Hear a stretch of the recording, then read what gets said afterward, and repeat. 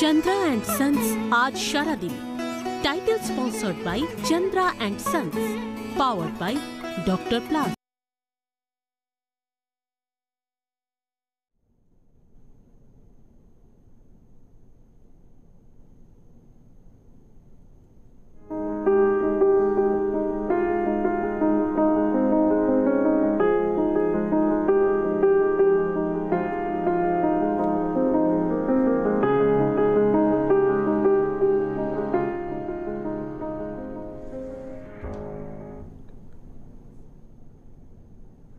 নমস্কার, আপনাদের সবাইকে আন্তরিক স্বাগত।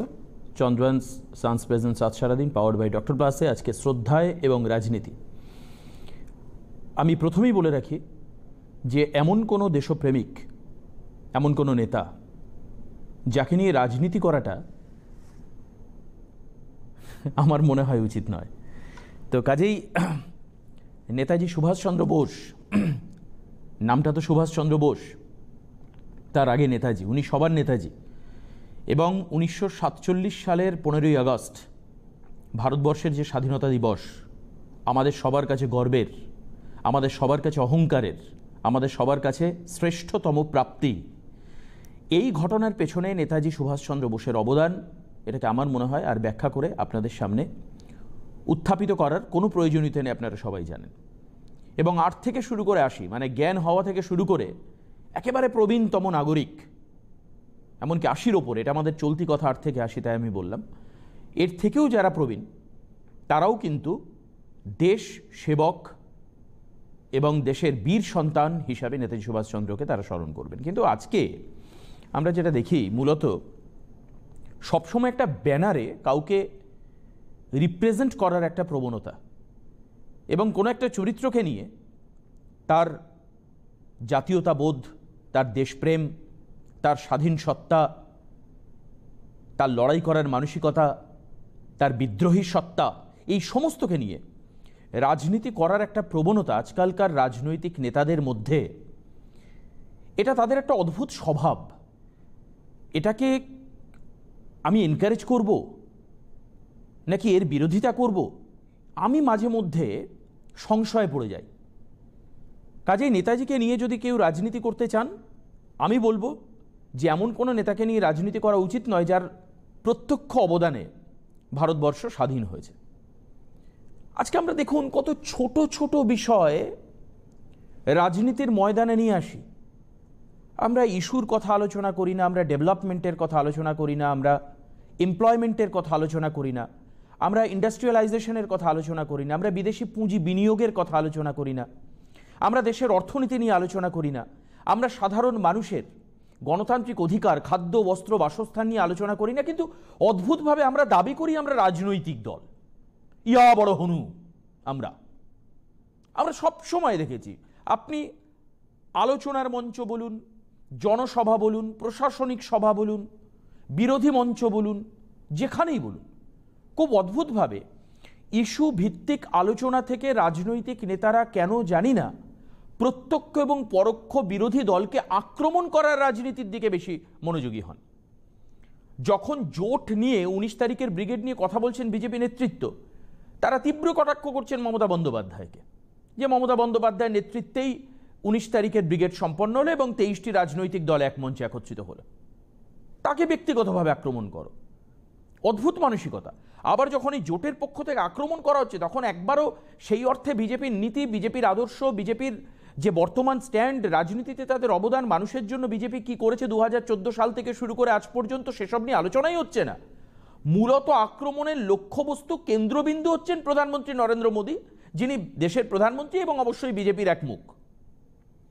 এবার আমার প্রশ্ন হচ্ছে যে নেতাজির মতো নেতা হতে গেলে ঠিক এরকম এক জটিল পরাধীন ভারতবর্ষের পরিস্থিতি আর ভারতবর্ষে না আসুক, আমরা সেটা চাই, কিন্তু কোনো একটা পরিস্থিতি দরকার যে যেখান থেকে একজন রাজনৈতিক নেতাকে নেতাজির মতো, অর্থাৎ সুভাষচন্দ্র বোসের মতো কৃতিত্ব, জ্ঞানী, জাতীয়তাবোধ সম্পন্নতা, সার্বজনীন বোধ ইত্যাদি বোধে তাকে উদ্বুদ্ধ হতে একটা পরিবেশ দরকার। আজকে আমরা নীতিহীন রাজনীতির পথে চলছি। এটা কংগ্রেস, বিজেপি, বহুজন সমাজবাদী পার্টি, তৃণমূল কংগ্রেস, প্রত্যেকের শোনা এবং জানা দরকার যে সিপিএম সবাই মানে সমস্ত রাজনৈতিক দল যে আমাদের সামনে কোনো নীতি নেই, আমাদের সামনে কোনো প্রোপাগান্ডা নেই, মানুষের জন্য কোনো কাজ নেই, ব্যক্তিগতভাবে আক্রমণ করো। আপনি চিন্তা করতে পারেন একজন রাজনৈতিক নেতাকে টার্গেট করে তাকে ব্যক্তিগতভাবে আক্রমণ করা হচ্ছে, তাতে আমাদের কি? আমরা কোথায় আমাদের ডেভেলপমেন্ট করব, আমাদের কোথায় ল্যাক রয়েছে, কোথায় আমরা পাইনি, সেই জায়গাগুলো আলোচনা করার ন্যূনতম প্রয়োজনীয়তা মনে করেন না কেউ। তাহলে পরিস্থিতি তৈরি হোক, দেখা যাক যে নেতাজির মতো কেউ উঠে আসতে পারেন কিনা। আমরা কি দেখলাম সম্প্রতি একটা তথ্য দিই আপনাকে। 3টি দ্বীপের নাম নেতাজি সুভাষচন্দ্রের নামে করা হলো। হ্যাভলক আইল্যান্ড আন্দামান নিকোবর দ্বীপপুঞ্জ, নাম হলো স্বরাজ দ্বীপ। নীল আইল্যান্ড, যার নাম হলো শহীদ দ্বীপ, এবং রস আইল্যান্ড নেতাজি সুভাষ বোস দ্বীপ নামকরণ করা হলো। কে করলেন? ভারতবর্ষের প্রধানমন্ত্রী নরেন্দ্র মোদী। তার মানে কি কোনো না কোনোভাবে সেখানেও একটা রাজনীতির বার্তা গেল, কারণ সেখানে কিন্তু বিরোধীদের তিনি মানে বেলাগাম আক্রমণ করেছেন। আমি চলে আসছি 75 টাকার মুদ্রা ইতিহাস। 75 টাকার মুদ্রায় নেতাজি সুভাষচন্দ্র বোসের মূর্তি ছাপানো হলো, মানে ছবি ছাপানো হলো।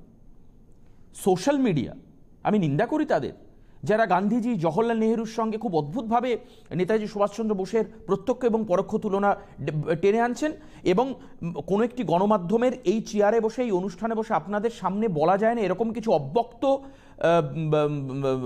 বিকৃত, কুরুচি সম্পন্ন কিছু মন্তব্য আমি বিভিন্ন সোশ্যাল মিডিয়াতে দেখছি, যেগুলো আমাদের কাছে লজ্জার বই নয়। আমি বলবো একে ব্যাখ্যা করার কোনো ভাষা আমার নেই। এটা আমার ব্যর্থতা, আমার সঞ্চালনার ক্ষেত্রে এটা আমার চূড়ান্ত ব্যর্থতা যে এই সমস্তকে ভাষাকে ব্যাখ্যা করার মতো উপযুক্ত শব্দগত যোগ্যতা আমার নেই। কিন্তু কিছু লোকের আছে, তারা নিশ্চিতভাবে কোনো না কোনো রাজনৈতিক দলের ঝান্ডাকে বিশ্বাস করেন, তাদের নীতিকে বিশ্বাস করেন, আদর্শকে বিশ্বাস করেন। আজকে মহাত্মা গান্ধী, জওহরলাল নেহেরু এবং নেতাজি সুভাষচন্দ্র বোস, এদের অবদানের মধ্যে কখনো কম্পেয়ার করা যায় বা উচিত? আপনার কি মনে হয়? কারণ নেতাজি সুভাষচন্দ্র বোস কিসের প্রোডাক্ট? নেতাজি সুভাষচন্দ্র বোস কংগ্রেসের ঘরানার মানুষ, এবং তিনি দুবার কংগ্রেসের সভাপতি ছিলেন। হরিপুরা কংগ্রেস, ত্রিপুরা কংগ্রেসের তিনি সভাপতি ছিলেন। এবং নেতাজি সুভাষচন্দ্র বোস যখন লড়াই করেছিলেন, জওহরলাল নেহেরু তার চিফ ইলেকশন ক্যাম্পেনিংয়ের দায়িত্বে ছিলেন। অনেকে জানেন না এই সমস্ত তথ্য। নীতিগতভাবে পার্থক্য হতে পারে। কেউ মনে করতে পারেন, গান্ধীজি এবং তার অনুগামীরা মনে করতে পারেন যে অসহযোগ আন্দোলন, আপনার অস্ত্রবর্জিত বিদ্রোহের পথে স্বাধীনতা আসবে। নেতাজি মনে করতে পারেন নীতিগতভাবে যে অস্ত্র নিয়ে স্বাধীনতা আসবে, অর্থাৎ অস্ত্র আন্দোলন, নিরস্ত্র আন্দোলন হতে পারে। দুজনের কনসেপচুয়ালি আলাদা হতে পারে। আমার মনে হতে পারে যে আমি এইভাবে প্রোগ্রাম করব, আমার অন্যান্য যারা সঞ্চালক আরও 3 জন আজ সারাদিন করেন, তাদের মনে হতে পারেন তারা অন্য একটা ভাবে আজ সারাদিন করবেন, অন্য অ্যাঙ্গেলে কথা বলবেন। এটা কিন্তু তাই বলে এটা কখনোই উচিত নয় যে একটা বিরোধিতার জায়গায় চলে আসা, একে অন্যের বিরুদ্ধে তাকে উস্কে দেওয়া, মন্তব্য করা উচিত কি? আপনাদের কি মনে হয়? আজকে আমরা দেখব যে আজ সারাদিনের সাফল্য কোথায়। আমরা তো ব্যক্তিগত আক্রমণে যাব না, কারণ আমাদের ম্যানেজমেন্ট 4 জনকেই দায়িত্ব দিয়েছেন আজ সারাদিনকে আপনাদের সামনে উপস্থাপিত করার দায়িত্ব। প্রিন্সিপালটাকে লক্ষ্য করে মেনটেন করা। অ্যাটলিস্ট সোশ্যাল মিডিয়ায় নোংরা, কুরুচিকর, অভদ্র, অসভ্য যে আচরণগুলো হচ্ছে বিভিন্ন রাজনৈতিক নেতাদেরকে নিয়ে, সেটাকে বন্ধ করবার জন্য আমার স্বনির্বন্ধ অনুরোধ থাকবে আপনাদের কাছে, এটা আমরা বন্ধ করুন। আজকে নেতাজির বক্তব্য আমরা তুলে আনছি, আজকে 23শে জানুয়ারি বলে আমরা তার কথা বলছি। আমাদেরও তো ভাবা উচিত যে আজকে 23শে জানুয়ারির দিনটা আসলেই আমরা নেতাজি চেতনায় উদ্বুদ্ধ হই। আর সারা বছর 364 দিন আমরা নেতাজি চেতনায় কতটা উদ্বুদ্ধ হই, এ প্রশ্ন আমার আপনাদের কাছে থাকলো।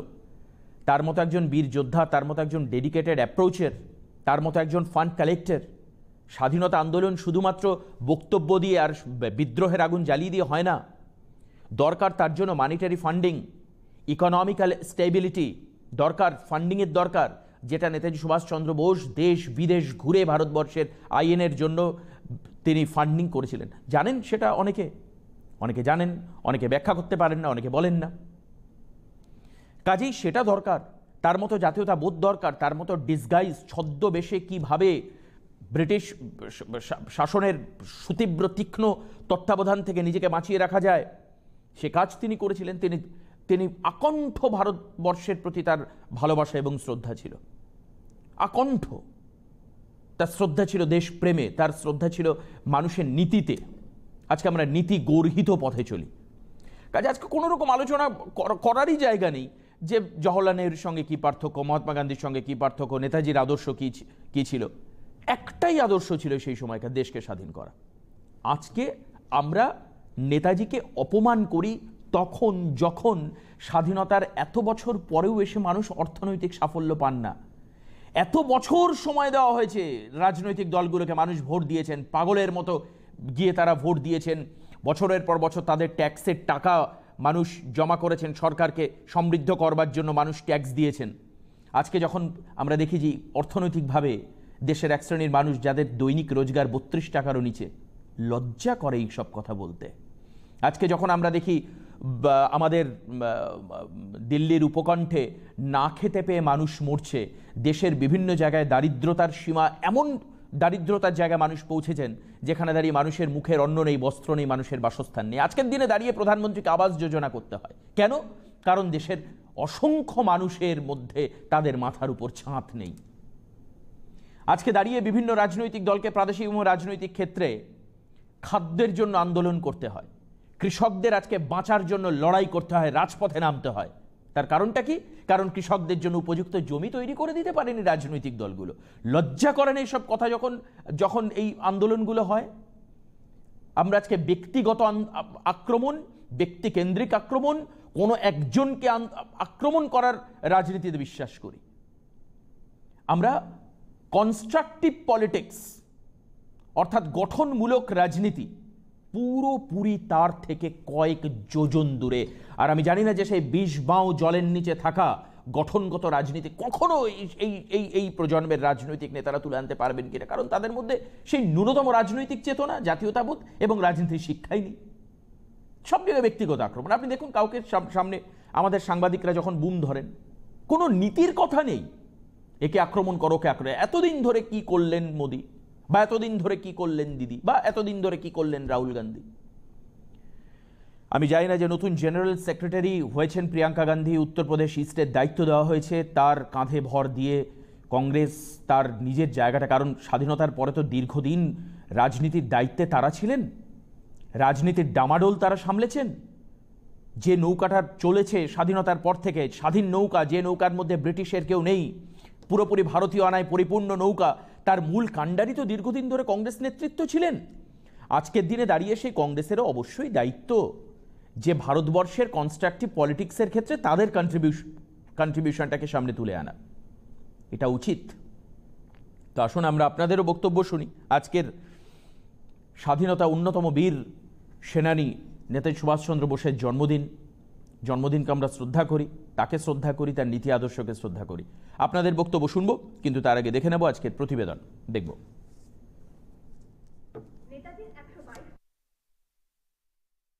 টুইট বিতর্ক।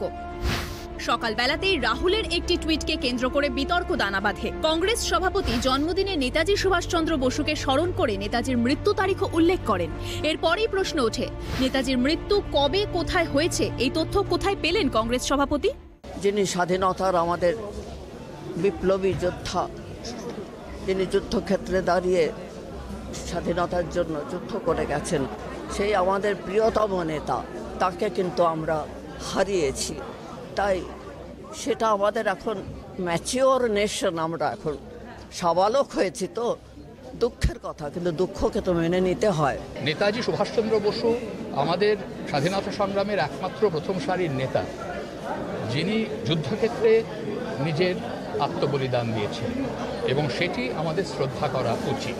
এই নিয়ে বিতর্ক করবার তো কোনো জায়গা নেই।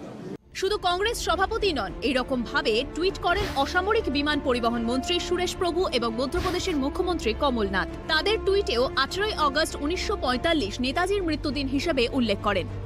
প্রশ্ন ওঠে, সুভাষচন্দ্র বসুর মতো কিংবদন্তি নেতার জীবন নিয়ে এত বড় ভুল কি করে করছেন কংগ্রেস, বিজেপির জাতীয় পর্যায়ের নেতারা?